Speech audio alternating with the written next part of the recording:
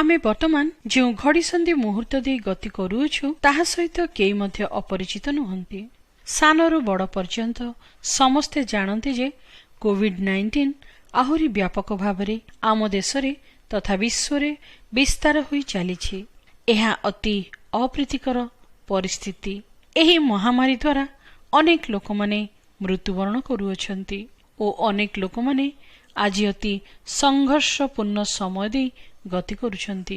एपरि समय रे आम मनरे एही प्रश्न आसी थाए, ईश्वर जदि उत्तम, दयालु, प्रेमकारी ओ सर्वशक्तिमान अटंती तेबे से काहेकि जगत मध्यरे एपरि एक विपद को आसीबा पई अनुमति देले? से जदि चाहंती तेबे तांकर गोटिए आदेश रे एही महामारी को संपूर्ण भावरे पृथ्वीरु दूरे दे पारिबे। किंतु अनेक अनुभव करंती जेपरि ईश्वर आज नीरव। अनेकंक मनरे आज आतंक, भय तथा अत्यधिक चिंता आसुछि जे परमेश्वर काहेकि तांकर सृष्टि को एपरि समस्या घेରରେ छाड़ी देइछंती।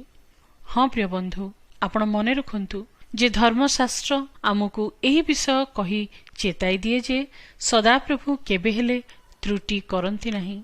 आमर प्रभु जीशु ख्रीष्ट सदा सर्वदा विश्वस्त अटंती। ईश्वर सर्वशक्तिमान होई मध्य एपरि एक भयंकर महामारी को अनुमति देबा पछरे ईश्वरंकर किछि महत्व उद्देश्य रहिछि, जहा आमे आम सीमित ज्ञान रे बुझिबा कष्टसाध्य।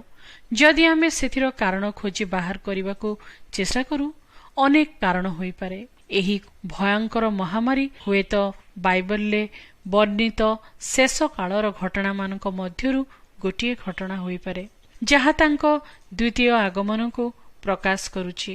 एणु मनुष्य मन फेरण करी ईश्वरंको आगामी क्रोधरु रक्षा पाइबा पई मन परिवर्तन करिबा आवश्यक।